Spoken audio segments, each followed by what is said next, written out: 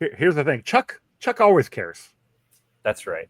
That's true. Some would argue that I care too much, and it's only ever ruined every relationship I've ever had.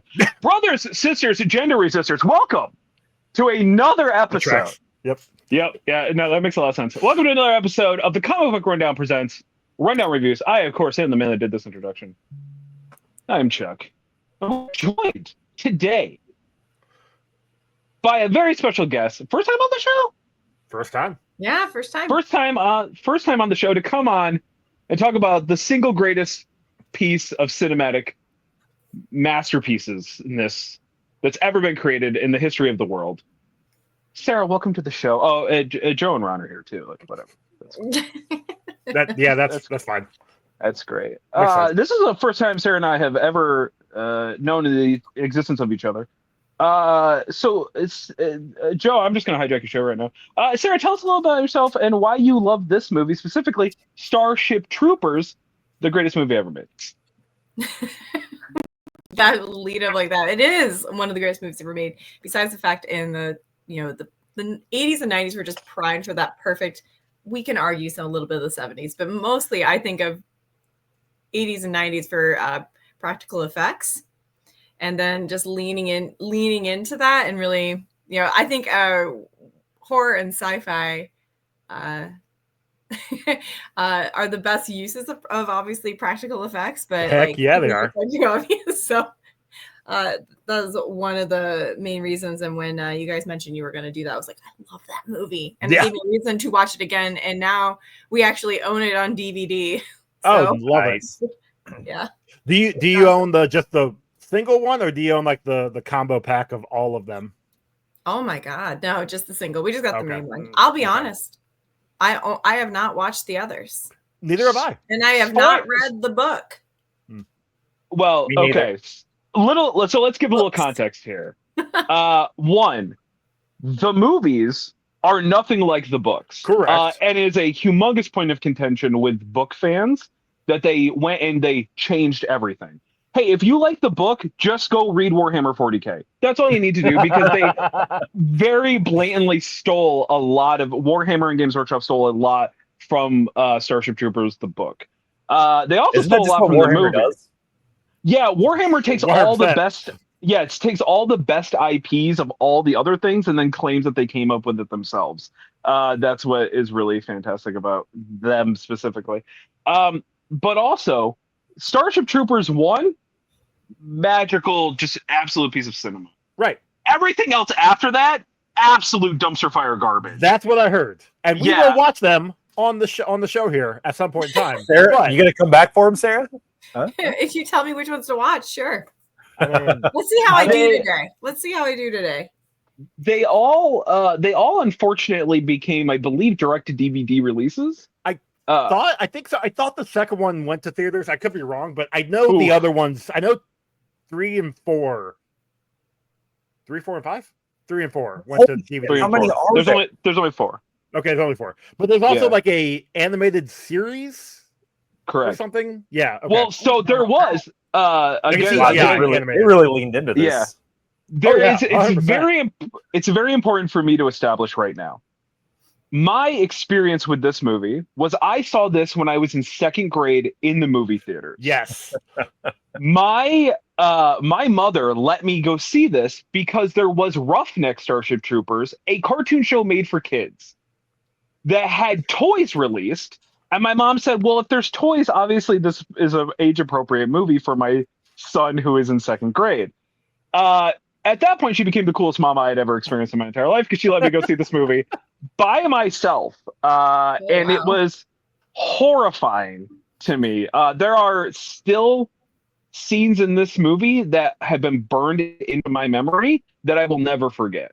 All of them either nudity or unbelievable violence. And great. Has everybody? I assume nobody else has seen this in theaters. Did anybody else see this in theaters? This is the first time I've ever seen this. That's crazy. That's honestly, egregious. I honestly can't remember. I don't believe I saw it in theaters. I'm pretty sure we watched it on VHS. Funny enough, DVD, whichever. Let's see, what this came out in 97? 97. So this would probably have been VHS. Well, if you saw it when it came out on the initial like home release, it would have been VHS. If you saw it early 2000s, chances are you might have seen it DVD. No, we definitely then. Yeah, we would have gone to like Family Video or something. Yeah, because I know I watched it with my dad. It was like a weekend thing. Yeah, This movie's awesome. So I definitely watched this. My parents, definitely my dad. I don't know if my mom was around because I don't think my. Funny enough, my parents were definitely like would have not let me watch this movie with them. They would have definitely like covered my eyes at the nudity scenes, but the violence, yeah, it's fine. Because why America's they're so weird about nudity, but violence is fine.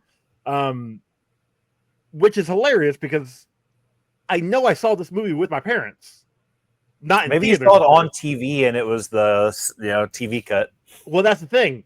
According to the little bit I saw on IMDb, they did show this on FX, and they may have edited. They didn't say they really edited much. The only thing they did edit was they apparently cut out what maybe it's FX. They probably could have showed it late at night and showed the nudity. FX does that sometimes. But apparently they cut out like 4 seconds of a decapitation toward the end battle to not get an NC-17 rating, but FX put that 4 seconds back in. So I don't know. So I don't know if FX actually edits anything. What if you watched it with like your older brother instead of your parents? Because that seems more like no. Because I'm pretty sure my dad used to go rent videos all the time, and if this movie was a popular movie in the 90s, he would have grabbed this movie because somebody probably told him, "Hey, this is a movie that's popping off right now." So he probably rented it, and he probably recorded it, or copied it, or. Well, he's dead. It doesn't matter. He illegally copied it. It's whatever. Get the Ouija board out. Yeah, no, I don't know. You can ask him. Did your dad read the book? Like, your dad would have been that generation. As far as you know what? I ever actually asked him. Huh. Again, like Sarah said, funny enough, though, I believe Emily, we have a copy of Starship Troopers. I think Emily has it upstairs. The book or the DVD? The book. Oh. The actual book. I think she tried reading it and was like, "This is boring as hell." It's unbelievably boring. Yes. Yeah. That's probably why the guys were so upset when the movie came out, because it was not boring at all. This movie was pretty freaking awesome. Apparently, the director started trying to read this book and got like 2 chapters in and was like, I don't like this. That's probably why he went a different direction with it. I think completely why. He actually started reading it and stopped. And he's like, just tell me what happened. And I'll go this route. But like some of the choices, like understandably, you're gonna make some modifications for the movie. Oh, of course. You're gonna do that. But some of the choices that they made, because I did not realize it was a book until recently, and then because it just felt like a big fun sci-fi film. But some of the choices that they did make that could have easily been done, like the fact that Johnny Rico is actually half Filipino, in the book. Yeah. He comes from a well-to-do Filipino family in Buenos Aires. That makes sense. Right, yeah. I didn't know that. You mean all the families in Buenos Aires aren't white? But this does take place in, I think, the year 2197 or something like that. Like, so 22nd century. So obviously it could have been whitewashed by then. No, it was made in the 90s, so it was whitewashed. Yeah, good point. Yeah. Yeah. And I was looking at the character names, and a lot of them are Latino, and so it's kind of interesting. But even I don't know, it just was like, well, that could have been an easy fix. You could have easily but it was the 90s, so. That was that's what I mean. Like, I don't worry. I'm not going to be spending most of the time to be like comparison of a book I've not read. And that's what we do. Actually, that would be even funnier if you would, unless you'd actually read the book. Like, it'd be more funny that you didn't read the book and you were trying to make comparisons. That would be great. Yeah, that's what I mean. Like, I just was like, because just to get some more in depth, because there are things that they could have explained better in the movie, just from the book, just like one little sentence. but I don't know how you have this lined out. I have my own talking points of things. Yeah, go ahead. No, perfect. Yeah, we just randomly bring them up. Yeah, we kind of go through. I mean, I know Ron likes to go like down his notes, start to finish, which is usually beginning of the movie to the end. So that's how you Sometimes- take notes, Joey. Well, yeah, but like sometimes we jump around because Chuck likes to bring up points from time to time. Yeah, that's what. I'm just here to get my bits in. Really, that's all. That's Whoa, all. whoa! There's a lady present.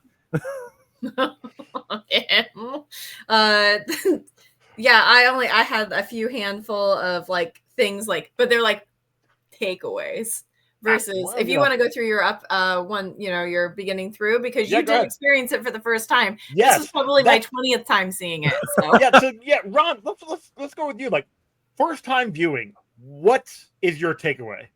Okay, so first time viewing, obviously, this movie's a little dated, but it was freaking awesome. And I was super excited because Dizzy, like I'd call her the main girl, even though, like, I guess Denise Richards is supposed to be the main girl in it or whatever. Yeah, Carmen. But Dizzy is from Dragonheart. I don't know if you've ever seen that movie before. It's been so long. Really? With but she's the redhead that like tries to kill what's his face in it, and and so obviously, so I knew her from that. I'm like, I was like, I know that, like because so she played Barbara Gordon in the Birds of Prey TV show. I have never seen that. Yeah. Now I guess it might be worth watching. Is it any good? I mean, it's fine. But it's a quick watch. The science 2 episodes, not that quick. Is the bio teacher Blanche from Golden Girls? It is. Okay, because I saw her and I'm like, and it sounded like her, and I'm like, maybe, but I didn't actually look it up in the notes. But the Murders Row of cast that they have for this movie, like a lot of it is like they are just in the beginnings of like becoming really big names, but like they got a lot of people to kind of essentially just do cameo bits or like supporting roles, and then they had a bunch of, for the most part, outside of Denise Richards, a bunch of nobodies being like the leads in these. I'm pretty sure that at that point in time, Denise Richards was kind of a nobody. I mean, Denise Richards. No, because Wild Things had already come out. I thought Wild Things came out after that. Yeah, I thought Wild Things was 98. Was it? I thought it was 96. You might be right. Look, if Wild Things came out before this and she didn't show her tits in this, I feel like it was Wild Things was 1998. Wow. Okay. Yeah, that's crazy. How did they not get her to do it here? But she didn't. She did. I don't think there was a need Kevin for her. Bacon, there was maybe? I don't know. Never. Well. First off, there is always a need. How dare you, Joe? This is Starship Troopers, man. Well, that's Ron the thing, can't enjoy a movie without them. We've established this well on the show. True, they just get extra points if they have boobs in them. That's true. But I mean, we had that shower scene, which was really difficult to tell how many boobs were in because they kept moving back and forth. I actually had to stop and just count how many people were in the scene. Oh darn! Like, okay. Apparently, according to IMDb, the director and what was the other one? The director and the cinematographer also shot the scene naked. There was nobody else in there. It was just the cast and then those two. And then they shot the scene naked with them. That is the polite way to do it. On a dare from Dina Meyer. Because they were like, just done it because everybody else was naked and it'd be kind of rude to have your clothes on. But that was the thing. Like, it was just those two to begin with. And they were like, they were getting ready to shoot the scene to make, that way no one else is there to make the rest of the cast feel comfortable. And they were trying to get the scene shot, and everybody was feeling a little uncomfortable. And then Dina was like, hey, why don't you guys get naked too? And one of the guys was like, okay, fine, whatever. Because he did, according to this, he was raised in a nudity camp. So he's like, okay, fine, whatever. And then the other one was like, yeah, sure, it's fine, whatever. So by them doing that, it actually helped make the scene a little more jovial. So that's why they were actually able to have fun with that scene. And I mean, it's a good scene. It's a fun scene. You got the camaraderie with the cast. The what kind of camaraderie? You said camaraderie? You heard me. Shut up. See, I would argue that they purposefully push that to show the fact that everyone's naked. They don't have it men's and women's showers. Is to show like you are a unit, you are part of the military, you are you're becoming a citizen or you're pre-citizen. So you're like it's not, even though there's obviously sexual tension, there's none in that shower room. Correct. That's also another thing they were pushing. They're showing that they don't care about gender. They don't care about race. They don't care about, the shit that we care about today. They're like, no, you are a part. We's a general term. Well, fine. They don't care about what we care about nowadays. They're like, you are part of the Federation or the citizenship. And most importantly, you are a number and you are a cog in the machine that this military industrial complex is building. Yes. Like even at one point Rico makes a point of it that we're just infantry guys being sent literally to slaughter. A few different times. Yeah. I think it's when he points out that the pilots are just there to just fly. That's their whole point. And then he says his entire squad, the infantry dies. Yeah. So, he makes that comment multiple times throughout the movie. Yeah. Yeah. What, are they trying to live forever? They drive the point so that you are part of the system to save. It's not you. It's not about your life. It's the life of all the civilians and the Federation. So, yeah. I think that's why that was, even though, again, there was so much sexual tension. Well, not even romantic. It's not even really sexual tension. It's really just these two people who grew up together. Yeah. The one really wants to get with the other one, and he's like, well, I'm kind of wanting this one, but she's rejecting me because she wants this other guy, which was pretty obvious. Anyway. Was it obvious, or was he just a dumb jock and couldn't pick up on any kind of social cues? Well, there's that too. Rico's so dumb. Rico is an idiot. I don't. Okay, so honestly, and this is my hot take for this first part of the movie is this movie should have centered on Dizzy and not on Rico, and it would have been 100 times better because he was smarter. Character. She was better at everything. The only thing that he had going for him was he was the dude for the movie. Yeah, he was the face. He was the poster boy. But even then, like I said, she did everything better. She was the reason why they won the game. Yep. She's the reason why, he basically got to do what he got to do because she was making sure that he was, taken care of. And then she was just like, oh, by the way, this is my second choice in girls. My best friend Dizzy. Actually, it was really not even that. It was just it was his fourth choice or fifth choice. Yeah. It was whatever because Gary Busey's brother or kid or whatever, Big T or Ace. Jake Busey. Yeah. Ace. Ace is he's name, yeah. When it came up for him to have his second in command, Dizzy's standing right there and he's like, Ace, I want you for the job. Right? Dizzy would have been so much better. Exactly. Maybe it was one of those things like people do nowadays where they don't put people in power that could take their power because obviously Well, the other thing is I noticed that's misogyny. Well, that but I mean, don't worry, it's in the bingo. Yeah. But Rico went from a private to a lieutenant within a week. Yeah, basically. There's a really famous within the fandom of Starship Troopers that also bleeds a little into 40K when it comes to the Imperial Guard, which is if you go to a mission and you survive and you get to come back, you're automatically promoted because you survived. Oh, snap. Okay. That. Yeah, that's literally the whole premise that they're trying to do here is if you literally can just survive one mission, then you're automatically a lieutenant. You just go to the next level. Yeah, you just keep leveling up because you literally just can't. It's oh wow, you actually survived. All right, you're a veteran now. Congratulations, dude. It's a pretty common trope and joke within Starship Troopers. All right. Yeah. Okay. But I also love that he gets a man killed. Kind of. I mean, yeah, I guess it was okay. The training sequence where they're using live ammo and Rico tells the dude to take his helmet off, gets a man killed because of friendly fire. Yep. And he takes the blame for it. I give him credit for that, and he takes his 10 lashes. He's not the only one. Like the other girl who shot the bullets, Right. she got blamed. She got kicked out. Right. Right. She just got flat out kicked out. No, she got kicked out. She got kicked out. Yeah. Yeah. Because she was the one that technically pulled the trigger. Yep. Right.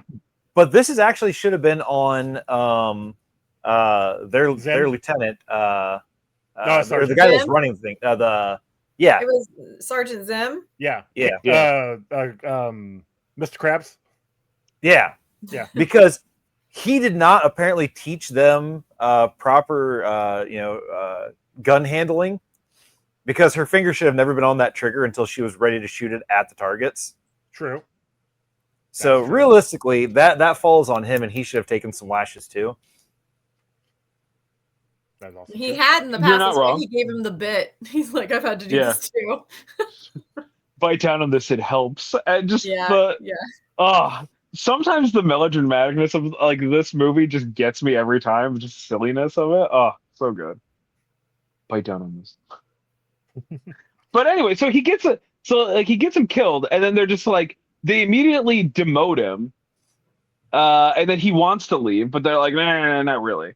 I just find it really funny. The accident happens that blows up his house and kills his parents. And then he wants to come and then he back. realizes he's not a rich pretty boy anymore. When we're ready. Well, it's not go ahead. Rich is that he's got nowhere to go. Like my family's dead. I can't go on that vacation they promised me. So now I have to stay here. Mm-hmm. Anyway, didn't we find out later in the movie that also the place he wanted to go vacation to also got blown up? Yep. Yeah. Yep. The dude's like, yeah, well, that place isn't there That's anymore. why he became a great like bug killer. Yeah. I think he really just was like, I got nothing else. I got to kill all of them. They took away all my stuff. The bugs. Why did they not have more grenades? Yes. Limited quality. The bullets were absolutely useless. They just were terrible.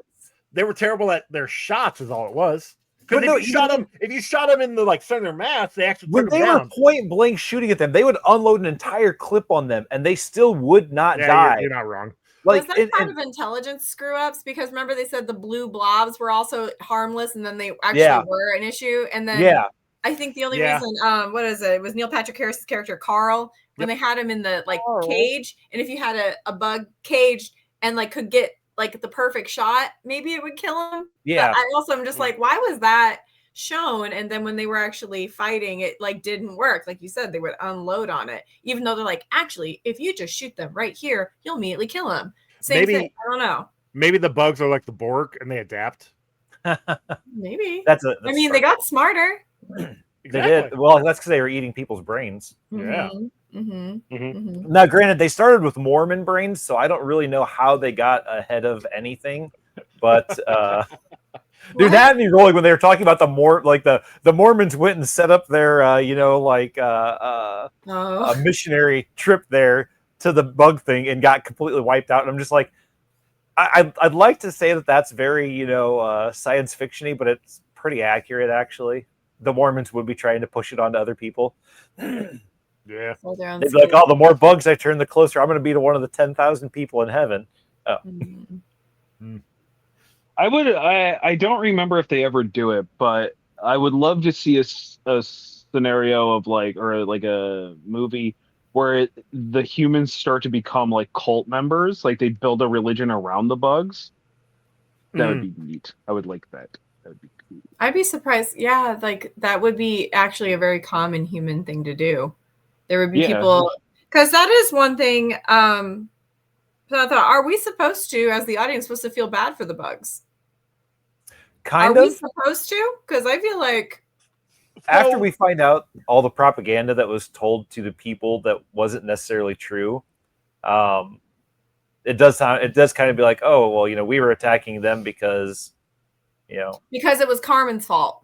Yeah. Started because it's Carmen's fault, and no one ever says it. No, because they don't his know whole that. family died. No, she does. I'm saying like the Earth in general doesn't know that it was Carmen's fault. Yeah, no, actually I have it written down here. Where is it? She plotted a new course to hit the asteroid, and then got a freaking rank. What do you call it when you promotion for it? Yeah, she's the captain now. Yeah, and it's like, oh, you just destroyed, an entire like continent on the United States or in the world, and you got a promotion for it. All right, I mean that makes sense. That does sound like real military. Yep. I mean, and to be fair, like they talk about the asteroids that come out. Are the bugs actually sending them, or is it just asteroids? So, and obviously it's Carmen's fault for hitting that one, knocking it off its course and hitting Buenos Aires, and killing 6 million people. Because that one probably wasn't, it only killed one person, one kill. It's one kill. Yeah, it's one kill. What? Yeah, what? Don't try and logic it. Okay, it's the Alderaan rule. I don't like it.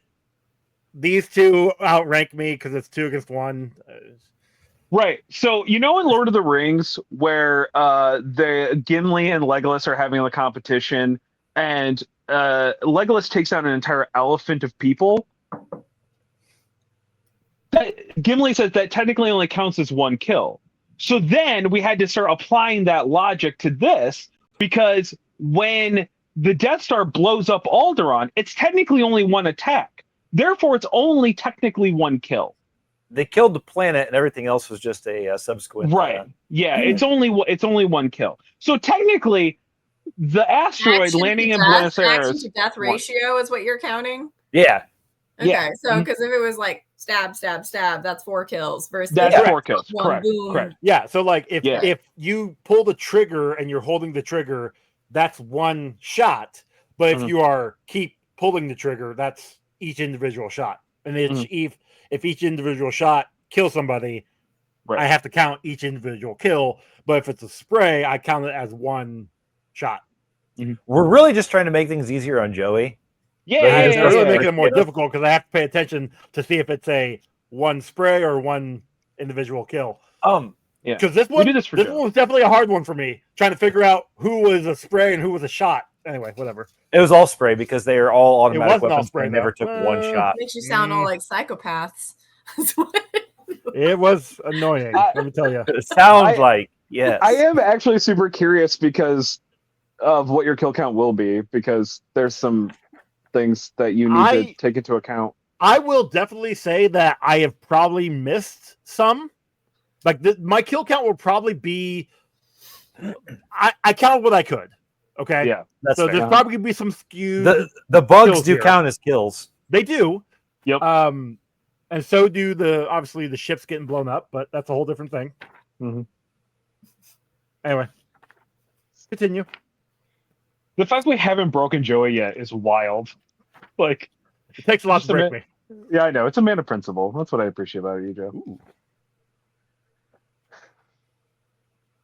Anybody else?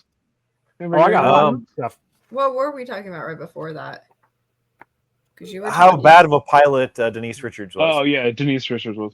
Denise Richards single-handedly causes an entire war to happen. Yes, because she changed the trajectory. She changed the path, and that was a really dumb idea. Although it was more efficient. Yeah, so like that's an interesting concept, right? Because like if she didn't see it, they would have stayed on the regular course. Therefore, Buenos Aires would have never been nuked off the face of the earth, right? In theory.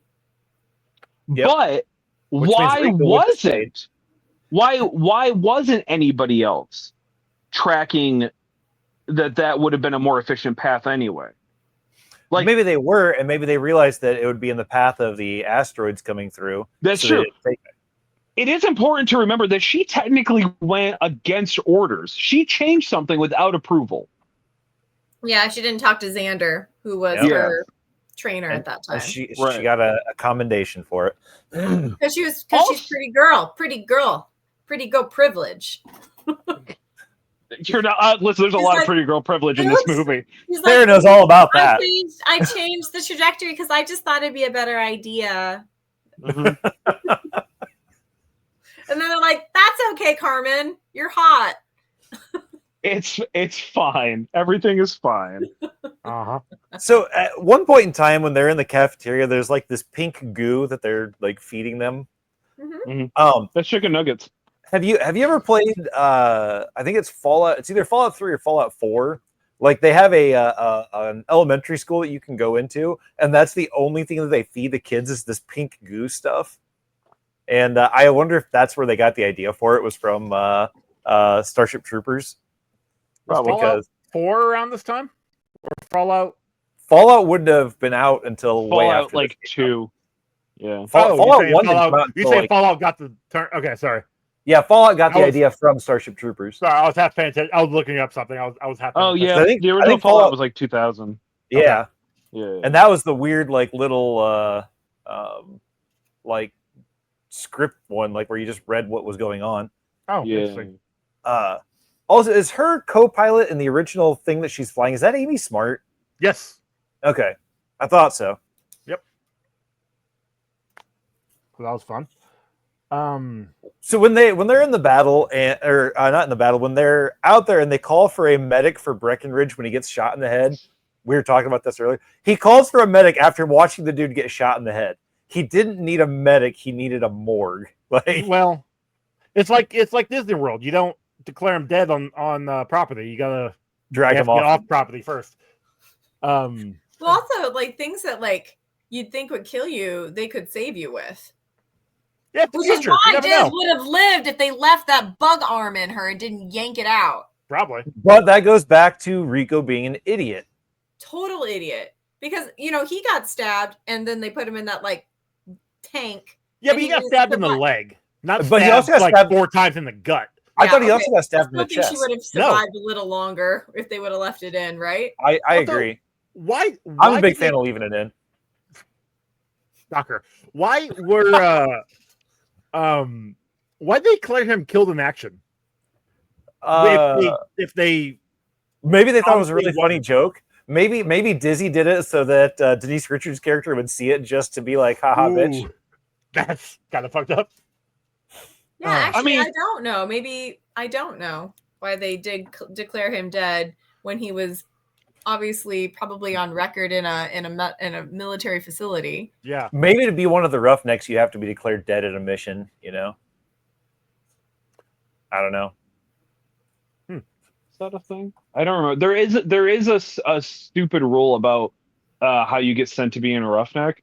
But I think it's your entire squad has to be wiped out, and you're like kind of like one of the only few left, and then you get sent to. I mean, that would make Roughneck. sense because they were the only 3 left. Right. So. Yeah, that whole squad was basically Yeah. gone. If I Which- remember, That scene played out differently when we got to it in the movie than it did in the beginning. In that commercial thing at the beginning or whatever. Yeah. Yeah. I noticed it when I got to it because I had to watch this in like parts, like 2 different parts, just for my schedule this week.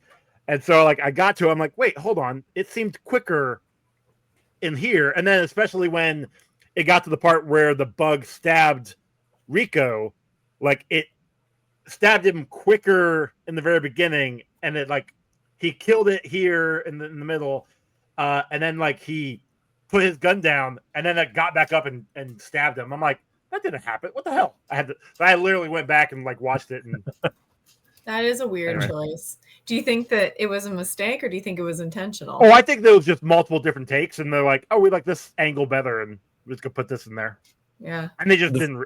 The first They may one was just not made realize for propaganda, see? that too. That scene. So okay. I can't remember when that was like Rico's first fight, their first fight, Yeah. like going out. It's basically a free for all. Like everyone runs and starts shooting, and then they get massacred.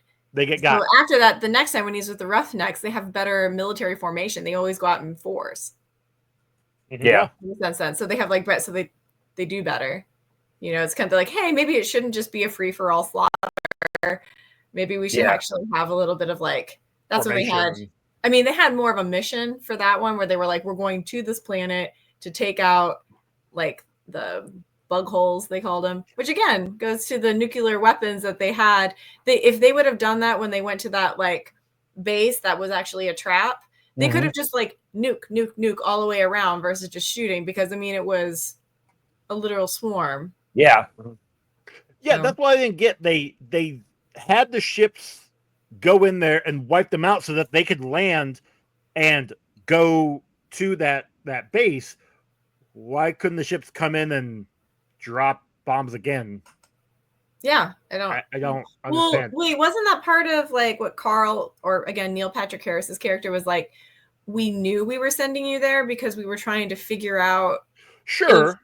But I don't know how much of that's true, because I know that, it was he was like, they needed to know if like the really smart bug was there. Yeah. I don't know. There are things that I think were probably either in the book or things that were lost post-edit that would have made a little more sense. Yeah, I'm curious of what. I don't think that is the case. I don't think that is the case. I think that they purposely are withholding information from the audience because it's supposed to be this like satirical thing of like how military works, where it's like only those who need to know, and we are not soldiers watching this play. We are civilians watching the propaganda of this being played out. Yeah, that's a pretty good point. I think that this movie is a lot smarter than people give it a lot of credit for, in the way that they kind of put it all together. I don't disagree with you on that. They definitely gave it the really hard propaganda angle, which was great, because that's I think the propaganda videos are like the best part of this movie. This movie was actually prepping. This movie was actually prepping our youth and teens for 9/11 so they could send them against Al Qaeda. Yeah. I mean, 4 realistically, years before 9/11. I mean, look, dude. Hey, 9/11 was planned. We obviously know this. Like, you go back and look at it. What are you talking about? 9/11 was not an inside job by our government. Why would you say that? Yeah, but like realistically speaking, the way this plays out is exactly how he joined. Like Buenos Aires gets nuked, Rico re-enlists. I knew a lot of kids in my high school that when 9/11 happened, man, they enlisted. Oh, 100%. Why do you think we got into World War II? Roosevelt knew the Japanese were coming to Hawaii. Like, that's Pearl Harbor. They knew that. That's how they get people to join the army. They let this shit happen. I guess when I watched it when I was younger, I didn't think pro-military. I wasn't like, yay, we're the good guys. Sure. Yeah, but I definitely don't think that now, watching it now either. So I'm wondering, like, you have a brain, huh? You have a brain. Don't let the smart bug get to you. But that's what I mean. I'm just kind of like, it never felt. It felt like, I don't want to say parody or satire of the military, because it was more than that. It was like a game. I don't know. It didn't feel real. I mean, that's fair. It's supposed to be a satire of the military. I mean, it's supposed to be a satire of the fascists, community, or oh, you mean at one point where Neil Patrick Harris is just full Nazi gear? Right. Yeah. His whole community. Yeah. 100%. Yeah. I'm sorry. Were those two lightning bolts on your shoulder there, bud? Yeah. I mean, so, I kind of forgot that they lean hard into like that out of nowhere, because like nothing's like that. And then it's the psychic guys that look the most Nazi-ish, right? Which is like really super weird and also funny. Intelligence, intelligence, because that was one thing. So one thing they don't really say, you get the most sense of it in the shower scene of all places. They explain the difference between like why people want to become citizens. Yeah. And so the ones like you can't vote, be in public office, or have more than one kid or like two kids. You have to like ask for permission. So like if you become a citizen, then you have these extra rights, but then you also have these responsibilities. So that is actually a good question, because Rico's parents had the kids. They weren't citizens. His dad. They were rich. You can have one. But that's what I'm saying. Oh, so you can only have one? Yes, I think you can have two kids if you're a citizen without filling out special forms. Gotcha.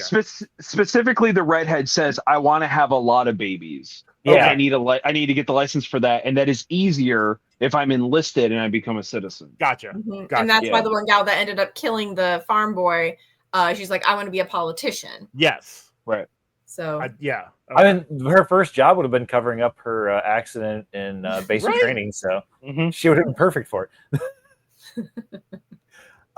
So after the bug meteor hits Buenos Aires, and they're going through like the little commercial like propaganda things, there is a a lady with a bunch of kids that are Yes, just I have smashing this the written bugs. down. Oh my god, they're all psychopaths. Especially yeah. her though. Holy shit. Stepping on the cockroaches. Yeah. I have it written down that mom is a psycho. So mean. It was yeah. I mean, That was pretty bad. yeah. Literally that. Yeah. It's really creepy. It was terrifying. Propaganda, my dude. And I know that I don't know. But this is my next note, and that's why I'm bringing it up. Denise Richards is a bad actor. What are you talking about? She smiled the entire time. Denise Richards is a bad actor. I was willing to suspend my disbelief of like a lot of this, but I kind of forgot that there's like at the very end. So she has had an alien like claw like arm through her shoulder. Yes. And she just like the second that gets taken out, immediately just stands up and grabs a gun and is walking around like nothing has happened. There's no way in hell she'll be able to hold that rifle and then even be able to fire with like keep that rifle steady. No way. She would have bled out. That thing was all the way through her like upper body. No, what they don't tell you is that was like that thing was so hot it cauterized the wound. No, that's literally, I was gonna say the when they like nuke when Sugar kills himself or like sacrifices himself for the bugs to let them out. I'm so mad. I'm like, her hair better be singed. Her hair, and then she's like, oh, her hair's like perfect. I want to see burnt hair. One of my favorite lines in this movie though was when everybody was dying and Rico yells, "Kitten, no!" Because like the dude's last name is Kitten, but it just sounds like he's calling his first name is Kitten. Oh, his first name was Kitten? Yeah, his first name was Kitten. Oh, his parents hated him. Yep. Wait, what? Yeah, hold on. Let me pull it up on IMDb. Oh my god, that's great. But like when he's just like, "Kitten, no!" And I'm like, oh, that guy lost his kitten. There are Kitten Rico Smith. really. His name is Kitten Smith. Yep. Okay. Yeah. I mean, hey, good for his parents for being original, I guess. Yeah, he's the only one that has a first and last name. Everybody else is just like the redhead. Her name was Katrina. Shijumi. That's all his name was. Yeah, Shijuni, man, his body parts flying all over the place. That was pretty wild. But Chuck, do you have a death from above tattoo? No, but I thought about it. It's a little too like not really a thing I want to be associated with, but I've considered it in the past because I definitely am surprised I've never gotten a tattoo for this movie. It's a little too nada zany imagery. Are you gonna get the bugs fussy as a tattoo? Maybe. Yeah, why did they make it so? I mean, it's okay. I'm sorry. Biggest clit I've ever like seen. to finish your tattattoo comment because I didn't mean to interrupt there. Oh, well, the thing was is I probably would get a brain bug, but yeah. Perfect transition. It's my favorite. It's my favorite bug. But the brain bug, okay, it's so obvious, and it's like okay, all right, this is very yonic we want to call it then, and you give it grace, and then it's not until they go to the propaganda video and they go to like stab with the gun forces, then they censor it. They're like, okay, yeah, they definitely we all are thinking the same thing. Until then, he plugged the bug right in its pussy. But why?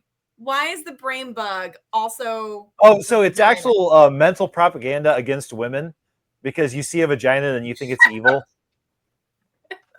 You think so? Are you being silly? I mean, look, think about it. The most important quote unquote woman in the movie is the one that's dumb, right? The one that's just like, oh, everything's beautiful, everything's perfect and wonderful. Mm-hmm. The really smart woman gets taken advantage of, gets ignored, gets passed up for promotion, and then gets killed after he fucks her. Well, that's the rule in most movies. This wasn't a horror movie though. This was no, but this is a 90s action movie. rules still apply. We I guess- will establish on this show. Because they did have to find some way to be able to get him back with what's her face, right? But he Carmen? doesn't end Yeah. up with her though, does he? No, they're No. still friends. Like Yeah. she's very much to be fair, she only maybe once or twice, she's just okay with Rico. He's the one that's like adoring her. She's like, you're good enough for now. It's kind of like when you have a high school boyfriend and you want to drop him off so you don't have any attachments at college. That's what I'm saying. The minute, like very beginning in that football game, when Xander like tackles the crowd and she helps him up, she was 100% flirting with him right there and then. She was already looking to get rid of Rico and get with this guy. And And I then don't even know if they were Rico actually saw an it. item. Even I then. mean, who You knows? know, like it's not like this is my girlfriend because his parents have never even met her. Rico's parents have never even met her. So I think that he just had a crush and she My parents have only met like 2 of my girlfriends, so like technically my dad only met 1. I was gonna say, Yeah. can you what are you counting your dad or what timeline? You're talking about high school? You're talking about high school? In high school, my parents never met. They met Jess, and Jess and I dated in high school. So, but yeah, no, they only met 1 of my 3 girlfriends in high school. I don't know. It wasn't that important for me for my parents to know them. But my point is that his mom knows about the Carmen because he must talk about her all the time. That's my point. It's just like it doesn't like I feel like the audience we think that they're a couple and then she like breaks up with him, but it seems more to me like I don't want to say like she's leading him on, but it's like he has a crush on her. She knows it. She's fine with being flirty with him, but she never ever was intending to be serious with him. Yeah, because I'm not gonna say immediately jumps into ship, as it were. Basically, goes into the flight program to get away from him. But she also did tell him. She also did tell him before they left that they probably wouldn't be able to see each other all that much anymore for at least 2 years. Yeah. She was trying to let him off easy. She did drop a lot of hints, but it's because she's such a bad actor that he thought that she was still in love with him. Okay. Here's my one argument for her. I don't think she's a great actress, but also let's think about how dynamic her character, just the writing of that character. There's not a lot. The only time she has a chance to actually act, I think, is when she gets stabbed with the bug. And then maybe that's why she's like, yeah, I get to fight now. I mean, I thought she did a great job in Scary Movie 3. Yeah. I don't think I've seen that one. And that's where she gets pinned up against the car. I just think sometimes like she's a hot female character. Minus Diz, because Diz is hot. Diz is great. Diz was hotter. I don't care what anybody says. Diz is hotter. I agree. But Carmen's character is supposed to be like the pretty love interest of Rico. But she doesn't have a lot. Her lines aren't great. Her scenes aren't great. Like her flight plans aren't great. The boring character. They're just meant to be pretty and like sought after. So like I don't know. I'm not trying to defend it. This wasn't like a high acting movie. It was supposed to be a lot of action and really cool effects and fun gore. And I think the only practical effects, the one scene in this movie that is scored in my mind, I already told Joe about this, but like the dog, the smushed dog in Buenos Aires, like you say Starship Troopers, that goes into my brain first. Like that is the one that's burned and it is just like a puppet, just like. So one time I showed that clip, like that particular clip, because I kept saying in class, I'm doing my part to my students. And they were just like, they're like, we don't get this reference. So I showed them that clip and one of my students just goes, whoa, animal cruelty trigger. What the fuck? And cause I forgot that the dog was in that. And I'm just like, but that's not a real dog. That looks nothing like a real dog. It can't even pretend like it's like there's a part of me that there's a part of me that thinks it's supposed to be the propaganda. Yeah. Oh yeah, oh, aren't you upset that someone's a dog? You know, because people can get real riled up for the animal more than human. And that's the funny thing because they censored the cow getting mutilated so that PETA wouldn't come after them. they didn't censor the dog because it was a puppet. Like they didn't It give was two crap. so not a real human, Right, exactly. or like it wasn't real. Like you looking. could tell it was not real. Mhm. But apparently, this younger generation is too dumb. Maybe. I mean, they are saying that they are getting lead based again because of the vapes. Yeah. So Yeah. so it's just like boomers all over again. The lead gets in their brains, and you end up with people like RFK Jr. and Yeah, I was gonna say, yeah. No, those were brain worms. That's my bad. What's the difference? Anyway, brain worms. Well, you know what? Is it better to have brain worms or be manipulated by Carl? Because beginning of the movie, he was saying he couldn't manipulate humans. Now, in like a year and a half later, he can. But wait, no. His power scaling off, was wild in this. Right? First off, humans, okay. But Rico is like, okay, if this is the smartest monkey, this is Rico right here. Okay, fair. It's like they have signs up at one of the national parks where it's like, the reason why our trash cans are the way they are is because there's too high of an overlap between the smartest bear and the dumbest human. Mm-hmm. Nice. Yeah, and that's kind of how that works. But that's how Carl lets Rico know that Carmen's down the one hallway because he's practicing his like psychic ability. He's like, finds a dumb brain. Purely self-serving. I don't think he cared that they could get Carmen. I don't. Do you think that he was actually he just want to show he could do it? He needed the bug pussy. Yeah. But Sergeant Zim's the one that gets him, which is also really funny. Another propaganda thing, military satire of like the person, like what the three of them or all of them did and sacrificed it to get to where they were, and then one random guy he's not random, but he's like he saves the day. He's the one that captured the bug. Yeah. Mm-hmm. So. Yep. But yeah, it is one of those things where you're focusing on our main protagonists of the movie are Rico, Carmen. Well, Rico and Carmen, basically. I mean, Carl is. I wouldn't call him the protagonist. Beginning, yeah. It's like you make it seem like it's going to be those are going to be the threesome. Yeah. But not. But yeah, no, it's literally. I mean, it's Rico really, and Carmen is secondary, and then as Chuck mentioned last week, Doogie Howser is only there for 5 minutes. But yeah, no, they're not really the heroes. The hero is Zim. He's the one that saves the day. And actually, that's because really funny. The only one. It's really good point. Good point. Clancy Brown was in. Yes, he was Highlander. But yeah, he does make the point of like, and I actually wrote down the quote here. One day it will be over. It will all be over. Everyone will forget, and everyone will forget that this was the moment. This is when it turned. This moment of when one soldier captured this bug.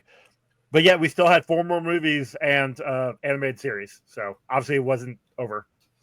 Yeah, I guess I was talking about Colin, and he said that that's not even the biggest bug planet in that movie, in the scope of the storyline. The series? Yeah, the series. Like, there's a bigger planet with bigger brain bugs. Well, you always got to go bigger and better. Mm-hmm. Yeah. So that was like the first one. Also, did anybody else totally cringe when when Carl's character is like, what's the bug thinking? He's like, it's afraid. Like, it's just like, and then everybody's like, yeah. Like, no shit. Like, I wonder. You literally just dragged it out of its hole and it's surrounded by a bunch of people with weapons. Yeah, you're planning on violating eyes, and it's like slobbery and shaking, and it's like little brain sucky thing got chopped. Yeah. Again, are we supposed to feel bad for the bugs? Like, I think we're supposed to kind of. I mean, I'm pretty sure that was non-consensually plugged in the fussy. So yeah. It's another one of those things where, and I go back to Futurama for this one. Like, the humans invaded their planet. Like, and Futurama did this when they invaded the ball planet. They were the invading species and took over the planet. These fascist army invaded the bug planet because the bugs were just sitting doing their own thing until Carmen fucked everything up and hit that meteor that sent it on the path to kill a bunch of people. So And then they use that as the excuse to try to kill all of them. Starting this whole war. There must have been something beforehand, before that point. I'm sure there was like tension. Do they ever explain in the movie the reason why they're fighting to begin with? There had to be a point because they weren't fighting. Were they? They were always prepared. There was originally a bug meteorite that hit Earth, I thought, prior to all this happening, that they fought off, and then that's why they made the defense around the moon to be able to shoot down the meteors when they came through. And then why didn't they shoot down this one? Was it just too big, or they just missed it? No, they needed a reason to go to war. Thank you. Okay. So they let it go through. Interesting. It's 9/11. It's Pearl Harbor. It's literally any war they want to go into. Yep. You have to be able to justify it. It's Washington D.C. right now. It's Mm-hmm. It's all of the things. It's Vietnam. I mean, this was like a lot of like, hot damn Vietnam. Here we go. That opening scene is like essentially the hot damn Vietnam. Like, we're all going. We're all super hyped. We're going back to war. Hell yeah, boys, let's go. We're gonna make a lot of money. And they get there and get their asses absolutely handed to them by a quote unquote primitive species. Yeah. Yeah. The same concept. My uncle watched this movie, I remember, like, back then, and he was just like, yep, because he was in Vietnam. He's like, yeah, this is literally just Vietnam. Which is like, wow. I was like, oh, shit. He was a cook.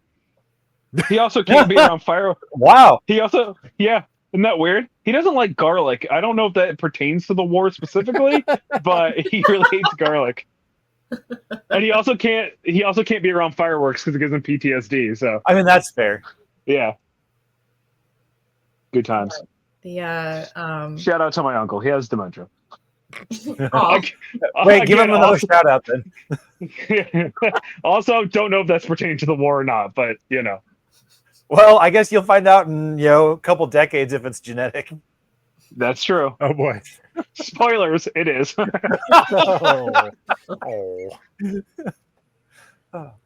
just think, Chuck, once it sets in, you I'm might gonna have a great time for a little bit. Yeah, I'm gonna have friends. That's gonna be awesome. I can't wait. I did want to say one thing about the character before we get too far into the wrap up.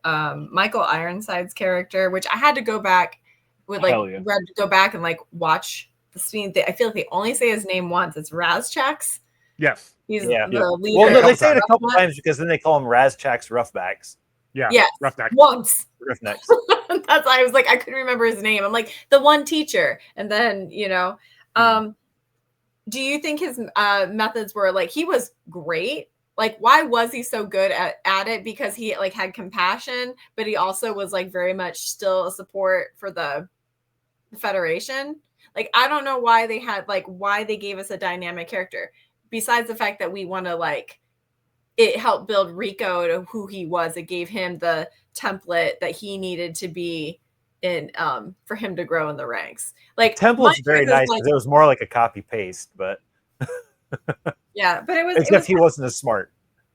Yeah, but that's what I'm saying. Like, why do we get a character that's like, he's probably one of the most dynamic characters in the movie besides maybe Diz, but like he's got more backstory. He's got all this intelligence. He has the most sense of a moral, like moral code. Like, if you're going to suffer, I'm going to kill you. But if you don't fight, I'm going to kill you. Like, it's like, I'm wondering why he was one of the more dynamic characters. Like, what did that prove outside the fact that he's a great actor? But oh yeah, 100% a great actor. But probably just like, I mean, he has like you said, moral code. He knows what he believes in, and he's just going to stick to it. And if you don't believe in it, then why are you following me? Kind of thing. I mean, his group is considered the best. Correct. Yeah. Federation. And they literally are like, they're following him because, like, what was it? Sugar said, like, he saved all of us at one point in time, so we're going to follow him until we die, which they all basically do. But like, it's more of a loyalty thing. So Chuck, what's I your don't take on this? I feel like you got something. Yeah, to you say. got something there. Joey, he is sweet tooth to everybody's stew. Ooh, Like he that's a good point. he lives a moral compass and he stands by it, but also he expects everybody to kind of fall in place. And if he doesn't, he's gonna fucking kill you. Yeah, Like that's a good point. he Yeah, he is sweet tooth and everybody is stew. Yep. I like it. But also they keep him in check. Like if it wasn't for his entire squad, he wouldn't have had a reason to come back, right? Because he didn't really originally want to come back. No, he's actually talking the kids out of joining. Yeah, He's like that's his whole thing. Yeah, it's awesome. Yeah, he is. But that's because he's a my master favorite of reverse character. psychology. Because he definitely used it on Rico. He's like, "Don't join, Rico. You don't want to do it." And then Rico goes home and he's like, "I'm going to join." And his dad's like, "It's because of that goddamn teacher." And he's like, "No, he told me not to join." And he's like, "You're dumb." Rico is dumb. Rico's dumb. Rico's the dumbest man in this movie. Yeah, if he Ace didn't might join, have been- they would have been at that beach having a good time. They would have been murdered. But yeah. Well, they would have. Look, either way, any way it goes, if Rico wouldn't have stayed in the military, he would have been dead. Oh yeah, probably. So, I don't have any more notes. Yeah, I think I've got all mine. And I had a whole page of notes this time I kind of because did too. Yeah, Ooh. it happens sometimes. or if you talk about like Star Wars, I got 2 pages of notes. I mean, this is my page of notes for Shaun of the Dead. So, oh boy, it's also I'm pretty still big. working through that one. I love that movie.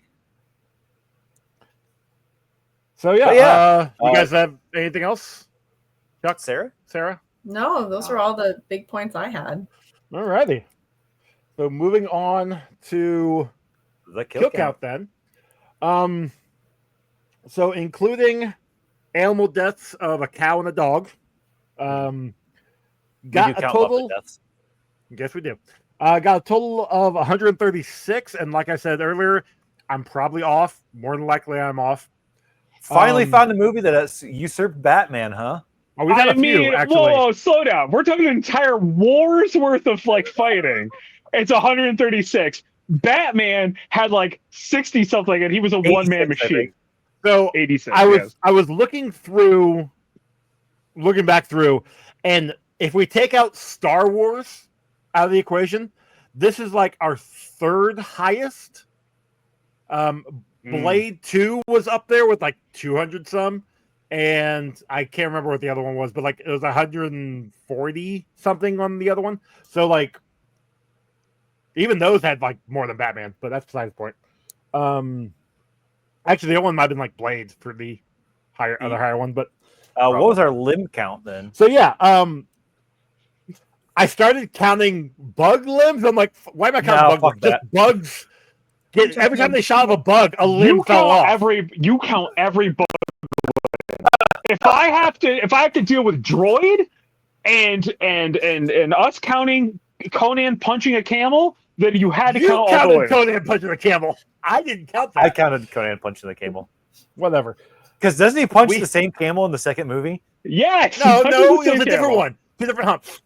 Oh, okay. Anyways, what's our limb count, Joey? We had a bunch of bug limbs getting shot off. I stopped counting after like 8 of them. That's a lot, Joey. You almost had to take your shoes off for that one. Yeah. We got Shizumi's leg getting bit off, and then the rest of them got bit off. We have a bug head. We've got the one corporal. I can't remember her name. Her arm gotten burned off. Yeah. We got pretty wicked, actually. That was actually pretty awesome. We got the soldier's head coming off from the flying bug, the radio comms guy. Mm-hmm. Which there were 2. Oh yeah, there's another one. I remember that just because it was just like, why is this? Yeah. Heads. Oh no, actually, not the comms guy. That was the guy who was on the. They were trying to defend the base, and the bug came flying in and took his head off. That's the one. Mm-hmm. The comms guy. The comms guy got shot. No, yes, he got shot later on, but that was one though I forgot to bring up. Why was there only one comms guy? Because they were only one unit. Yeah, you only need big one unit though. You need. It you doesn't need matter a how com- big you your need, unit is, but Don't you know you only need one comms guy, one medic, one battle standard bearer, one officer, one lieutenant. That's all you need. You just need one of everything. Well, I'm You just not got in to the check army, the so- boxes. Okay. You just got to check boxes. That's it. Fair enough. this is a Um, minimalist army, okay? Apparently. That's why they were only using regular guns to kill them instead of something that actually might have packed a punch. I mean, they could have So- even used explosive rounds in those guns. Like, They could have, know. and actually would have worked. We also have Rechesnik's legs, and then the Brain Bugs sticker thing. Sucker, I don't know what you want to call it. it's fussy clit. Sure. Is that part of your notes like how many different ways you can talk about that? No, actually, I only wrote it down There's once. at least 4 different ones, Ron. I only wrote it down once. At least 4. I also have. If Ron's good at anything, it's improvising vagina-related jokes. Yeah, exactly. Yeah. I also have written down how many times they called for a medic because I thought they were going to call it a lot more than they did. By the time Rico calls medic, that was the 4th time, and I thought they were actually going to call it a lot more. But more importantly, what was our limb count, Joey? Oh, I just named off how many. I just didn't count it. So plethora. 15. Some would argue a plethora. A lot. That means a lot. There, we go with that. Anyway, whatever. Move on. All right. So bingo. We've got dead parents, government interference, comic logic, training montage, Wilhelm scream, animal cruelty, unexplainable science, hero kills, sexual innuendo, nudity, misogyny, a fight for control of something, meme origins, and cameos. Oh, Almost. great. And for our boob count, Yes, sir. we have 14, but that's only because I counted Dizzy's twice because we got to see him in 2 different scenes. But you never count them twice. You're not supposed to. No, that's not true. I made an exception. All right. He's a man. Okay. He's a man of So- principle. What can we say? So, But so he's not, though. He just changed it. No, we got to get the Spawn cape now. Whatever. Go Oh, ahead. Spawn Cape? Oh, this is 1 out of half a gajillion. This is still perfect to me in every conceivable way. I remember in 2nd grade thinking that this was a technological feat, and I still think, in the grand scheme, if we look at 1997 when this came out, this was crazy. I could not have told you what was practical and what was CG at the time. And I What if look we at it compared now- it to something that also came out in that age, like Spawn? Actually, Spawn. it's better than Spawn. I know, that's what I'm saying. What about anything in 2002 from Blade? You know what I mean? That's like true. it all Yeah. looked really bad.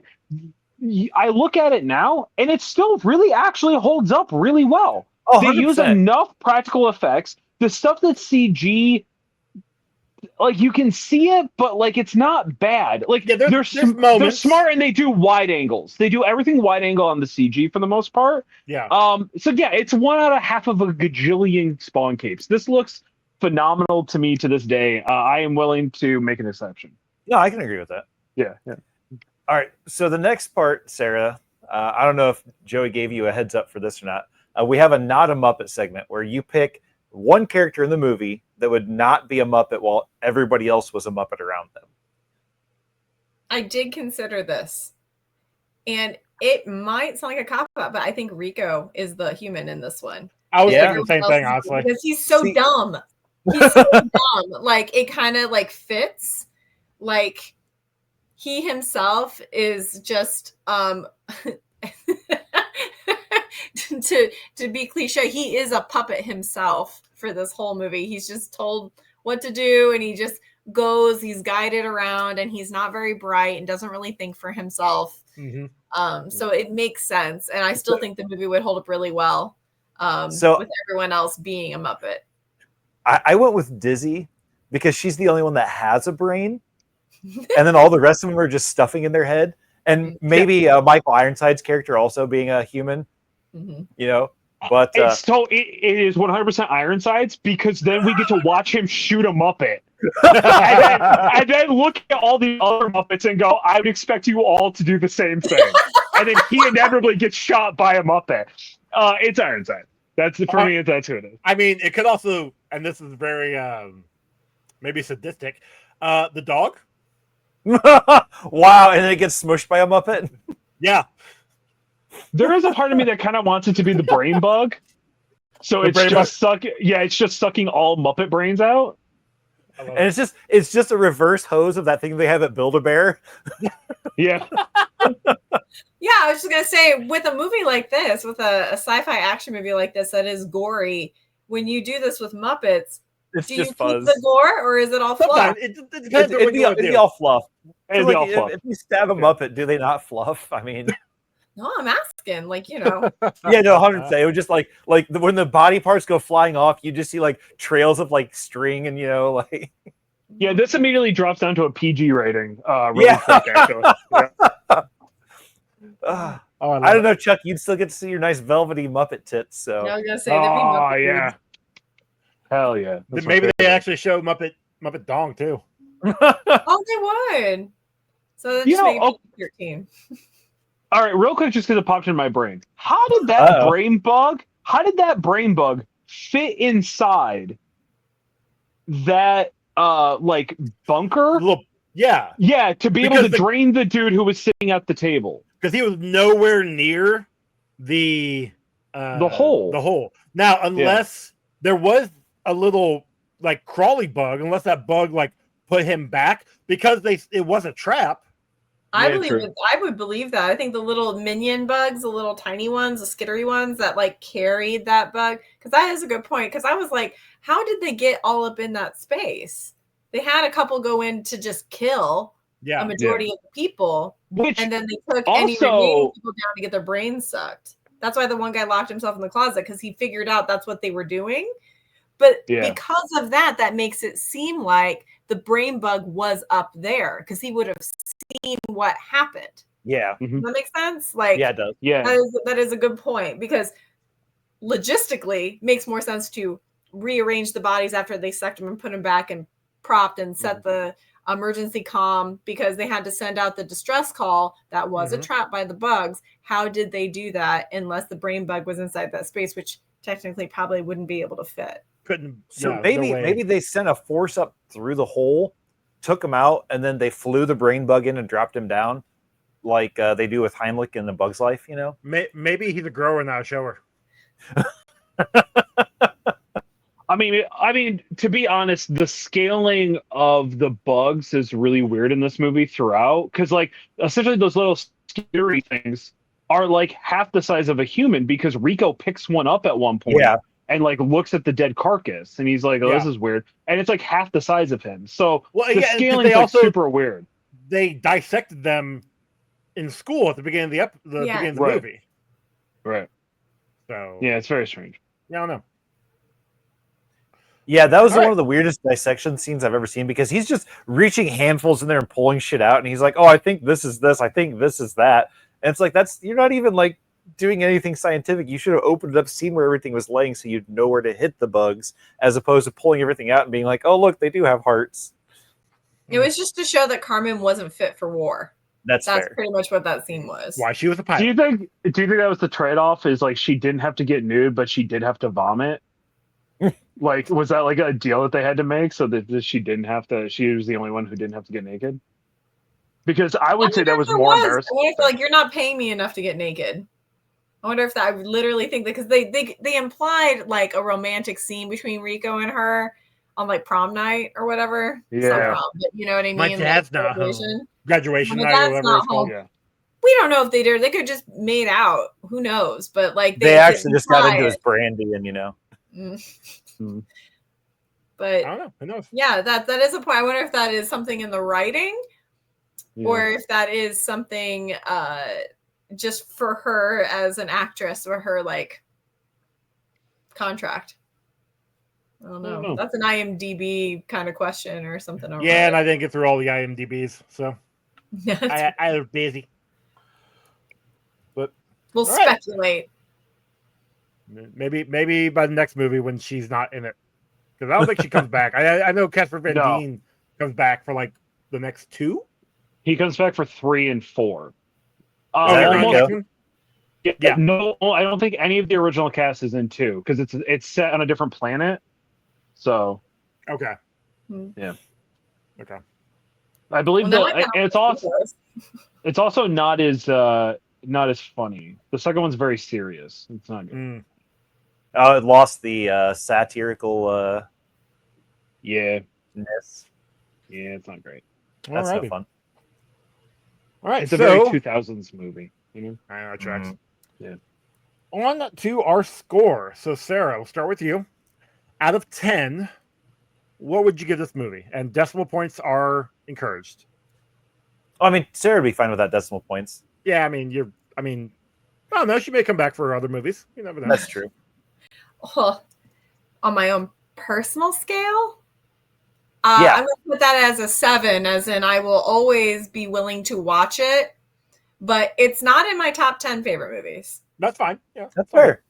7's a pretty good score. We usually say if we would watch it again, we rate it over a 5. If we won't watch it again, we'll rate it under a 5. Well, That I sounds say that. fair. I don't know about you guys. I mean, I say that too because obviously, Because I think it's a great movie, but it's not like one I'm like where I like would hold a weapon to someone's head and make them watch it. Like some other movies that I love, so I'll be like, you have to watch this. It's more just like, no, you'd enjoy it. Hold on a second. Now I need to know, what movie would you hold a gun to somebody's head to make them watch? Labyrinth. Never mind. Don't worry about it. All right, Chuck. Yuck.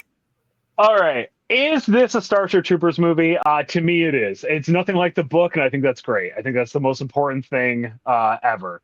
This is my second favorite movie of all time, and my score might not actually reflect that, but This is my second favorite movie of all time. This is the movie that when people ask me, like, what movies I enjoy, this is the one I'm most nervous to tell people because this is not a movie for everybody. It is very clear, especially as you progress through the generations. Listen, Zennials and Gen Z don't get this movie. But for me, when I saw this in second grade, it was the coolest shit I'd ever seen in my entire life. And to this day, as I grow older, I see the actual satiricalness of it, and it just lasts to me as one of the best cinematic movies ever made. I definitely get nervous telling people this is my favorite movie because I know how they probably view it a lot of the time. That being said, this is a perfect movie. Everything about this, it was made for me. It's got rock hard 90s tits. It's action. It's satirical. It's funny. It's over the top. 9.97 is my score. This is a me movie. This is a good peek behind the curtain. This is a great week for me on movies because we're watching all the things that I love. So yeah, this is still and yet my favorite movie of all time. Second favorite movie of all time. It's been set in stone. I have to say it, but it is my second favorite movie of all time. All right, that's fair. Regardless of, I think I technically scored it above Rogue One, but it's still my second favorite movie of all time. That's because it's objectively better than Rogue One. But all right, I'll fight you in the parking lot. I don't think I won't. All right. That means you have to come down and visit us, Chuck. So bet. Oh man, yeah, good point. All right, Ronald. oh darn. All right. So obviously, I'd never seen this movie before this. I was a little worried, as much as Chuck had hyped it up, that it was not going to live up to the hype that Chuck had hyped it up to. But it did pretty much, and like it was fun to watch. It was enjoyable. I watched it all in one sitting. I didn't have to pause it and go do something else to wake myself up or to like re-energize my brain to get through it, which is a good thing. It was fun. There were boobs, so it automatically got 1 point higher than what it would normally get. And I just enjoyed watching it. And there are so many just like stupid, ridiculous things in it that were great. I gave this an 8.75. Joey? That was an appropriate score. Sorry, hold on. Yeah, or divide by 4. No, stop it. No, this is a great movie. This is one that I randomly go back to from time to time. It's one of those where I'm like, I'll see it on the streaming service, and I'm like, oh, I haven't watched this in a couple years. I'll download it. Actually, I think I watched this on the way to Disney one year because I just downloaded it randomly. I'm like, oh, this would be fun. So I watched it on a plane, which is probably not the best spot to watch it on, but it's fine, whatever. But no, this is a great movie. You know, it's one of those movies where I'm pretty sure. So if I watched this in 97 or 98, whenever I watched it, I would have been prime time, like prime age. I was like 15. Yeah. It, Yeah, like, we're the same age, yeah? perfect Yeah, age to watch it. Yeah, because you guys are a year older than me. Yeah. Mhm. So like this movie is just it's a fun movie. It's a great movie. Really enjoyed it. Have always had a fun time with it. Yeah, it's even with all the questionable parts in this, and even now seeing, and I mean, I saw the fascist undertones then. Never really like, I don't want to say I didn't question it, but I always took it as satirical, and I always took it as like, that's odd, but I never really like.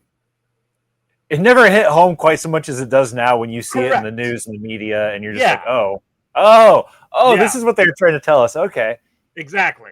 So, but I really do enjoy this movie. So, that being said, I gave this an 8.26.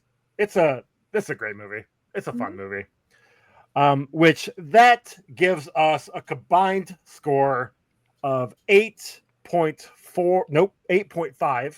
Had to round up there. Sorry. Which drops it in at tied. Sorry. Tied for number 6 out of 167 movies. So it's tied with Superman from 1978 at an 8.5. Just behind Empire Strikes Back at an 8.51. And just above The Phantom at a 8.41. Yeah, it's a pretty good spot for it, I think. That's a great It's not spot high for enough for Chuck, I don't think. I want to say No, that no, my honestly, my 7 score is actually very high. I don't let it really go into the points for it, but No, you're yeah. fine. No. This scored way higher than I assumed it was going to score. I am totally fine with it being the number 6. It's in top 10, so I'm fine with that. Chuck, by the way, you scored Rogue One 9.98. Yeah. Oh, I did. Oh, okay. Then yeah, it's the correct. Yeah, it is the correct score then. Okay, good. Still my second I favorite saw movie. Rogue One. Is that something I should see, Chuck? Listen, what Ron hated it. Joey, why don't you pull up my score for Rogue One? Oh boy. Yeah, okay, hold on. He tanked our score for that. Rogue One. Oh God, yeah, you did. Rogue Yeah. One for Ron, it was a 4.22. Yeah, It took me so long to get through that movie. I mean, I gave that one an 8.52. Our friend Jordan gave it a 9.4. So yeah. I mean, it's I did everything not that I agree. love. It's everything I loved about Star Wars, which is that the fact that there's like little to no Jedi in it. So like, it's very much a me movie. So I That's loved fair. it. Yeah. See, I there was nothing to gain from it because I knew everybody died. And we already knew they got the Death Star plans out, so it just kind of ruined like the whole thing for me. And but I do have to say that I did like the show that like led up to that. Andor. Yeah. Yeah. So watch Andor. Watch 2 seasons of Andor. Watch Rogue One. Watch A New Hope. That's how you do it. She says no. It's a lot. It's a lot. No, that Yeah, was a lot to just take in just then. Because while I appreciate Star Wars, I'm not in this crowd, especially not as well versed and has seen and like know all the things. So that's hard. No, This is you what might be giving us too much credit, or at least me. You guys know a lot about Star Wars. And you like Star Wars. This is what a lot. I would Star recommend Wars to is you. huge. That's like saying Marvel. Yeah. You know, it's just like. Yeah, again, that's Joey. Joey, are you on this Yeah, side of me or yeah, that side of me? yeah. That's just, You're up there. You were sorry. yeah. you're Okay. This is what I would recommend. If there is a movie that we score relatively high that you are unaware of, what you should do is wait until a holiday, okay? And then you go and you put that movie on during the holiday party, and you make fun of it with your friends because you will naturally score it unbelievably higher. It's true. there's nothing more fun than watching a movie with friends and laughing. Like, Yeah. so one of my top, just It so will- not a weapon to the head, but like in my top 10 is Kung Pao Enter the Fist. Like that's one of my favorite movies of all I time. haven't That seen is that one movie in I quote years. all Tim. the time. I quote it, and that's one that's great to like. I'm like, if you haven't seen it, like I will stop and watch it with you right now because I love that movie. So I really need to know at least one gun to the head movie before we go. I told you not. I think I told you before, Nausicaa Valley of the Wind. So that's one, but it used to be called Warriors of the Wind when I had it on VHS before it was bought up by Oh Street. yeah, Yeah, we were talking about that. Yeah. That's the last D&D. That's one of my favorite movies, and I will, if I can make you watch it, I'll make you watch it. Do you have it Yeah, on DVD, DVD? and Let me and borrow the VHS. VHS. Oh, I don't have a with the VHS original player anymore. dubbing, which is not as good. Isn't that the one with the kangaroos? No, that's Warriors of Tank Virtue. Girl. Oh, that's where. Okay. Yeah. It's like, Oh, speaking of Tank Girl, so Yeah. when we Sarah actually did a Tank Girl skit For her burlesque. yeah. Yeah, oh, was awesome. yes. Okay. you just liked it because I dressed up Rat Monkey like a. But he looked so He good. looked good. He looked He looked so good, didn't he? Yeah. Oh, I gotta see if I have. Oop.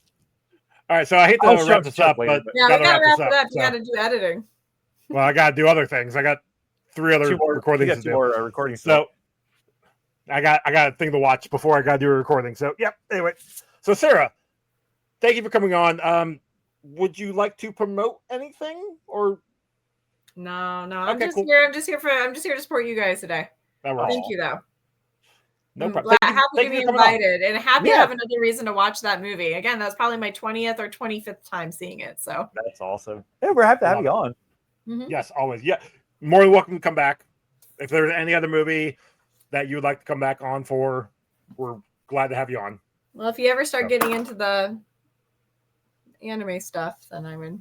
I mean, I know I've been told I need to, so I probably. Well, will at I've been some trying to point. Well, get Joey him did to make say us something about watch watching Akira for like ever, because I feel like if we're gonna do like one anime, it should be Akira. If you were gonna do one, I guess I would agree with you. If you were gonna do one, but why? I don't know. I've never seen it. So Because the movie itself was a feat for its time. That's what I'm always told, and it's probably one of the more popular mangas. It's That's one of the more popular no, ones. You're making valid points. I'm more just like, why are we restricting ourselves to just? Oh, I'm one? not. No, I didn't say Because- one. Like, That's because what I here's the meant problem. by If I why. add one, I have to add them all, and there's so fucking many. I know, and you already. I you know. I not like I can't, and I probably will. You know what? That's a I did- discussion off mic. Okay. Meanwhile, Chuck, Ron and I are Stop it. God damn it. Chuck, where can they find you? Hey, you know where you can find me? The end of every month, the last Sunday, you can find me and Joey doing a little show we like to call Getting Franchised, the latest and greatest in movie franchises, where we are wrapping up here very shortly our season 1, which is the horror corner, all horror movies and franchises. We are talking at the end of this month about House on Haunted Hill, and also what? nope. House on Haunted Hill. September. Oh, that September. just dropped. Hey, go check the archive and listen to us review House on Haunted Hill. At this time of recording, it is, in fact, the worst thing we have ever experienced in our entire life. We watched Suspiria from Wait, worse than Blood and Honey? Oh yeah. Hey, it was a thing that we watched. Yeah, we watched Suspiria and the Suspiria remake. And spoilers, we liked one better than the other. Oh boy, did we? It is one of the few movies where I had to actually sit down and read the entire synopsis to Joe because I didn't understand what we watched. So check that out. And other than that, you can find me and all of my hobby-related things. Hey, guess what? I'm going to be playing this little game that I helped playtest called Devilry Afoot. Think of it like it is witch hunting in Salem witch trials, and we are going to go find all of the horror folk. It's a great game. I got to play test it a bunch, and I finally got a copy of it. Shout out to that. You can find me kicked out of the hobby. No E in kicked. Ronald, where can they find you? You can find me on Instagram, TikTok, and Blue Sky at Good to This Game. You can find my art on Instagram at Good Art This Game, and you can also find it on our shirts on TeePublic. There you go. Yeah, and obviously right here on this podcast and wherever this podcast is sold. Joey. Yep. You guys can find us on, or find the show, Comic Book Rundown, on all the social medias. Email us, comicbookrundown@gmail.com. Shirts over on TeePublic. We've got Getting Franchised End of the Month. Comic Book Rundown last Saturday of the month. I think this month I'll be doing, Spider-Man. I'm not entirely sure which Marvel book I've picked yet. Ooh, Spider-Man. Yeah, I'm not entirely sure yet. Because it's either between Spider-Man or Avengers. I'm not entirely sure yet, again. But also, and I'm still on the fence, again, by the time you guys hear this, either the episode has been recorded and is out and it's there, or there's nothing. I've done Kamen Rider. Who knows? We'll see. It's a thing. It's like Power Rangers. It's a whole new show for the network, and I like things. Joey freed up some space, so naturally he had to fill it with more shows instead of enjoying his family and stuff. You know? Because why would I want to have free time? Who wants free time? But yeah, so we've got song, did merch, did that song done by Cam. Yeah. Our next movie is a Ron birthday pick, and we will be watching Shaun of the Dead. Hell yeah! One of my favorite scary movies of all time. Yeah, it's also one of my favorite movies of all time. So, and ironically enough, Simon's going to be on, and it's also one of Simon's favorite movies of all time. Fun. So this is probably going to have a pretty good score, I think. Okay. I'm looking forward to this. I haven't seen this one in a while. I think I saw this one in theaters. I watch this movie regularly, so I mean, I saw this in a youth group basement. Oh God! For the first time ever. Yeah. Lovely. Yeah. Oh, lovely. But alrighty. All right. Anything else? Are we out of here? Joey, what are you trying to do? Scooby-Doo forever?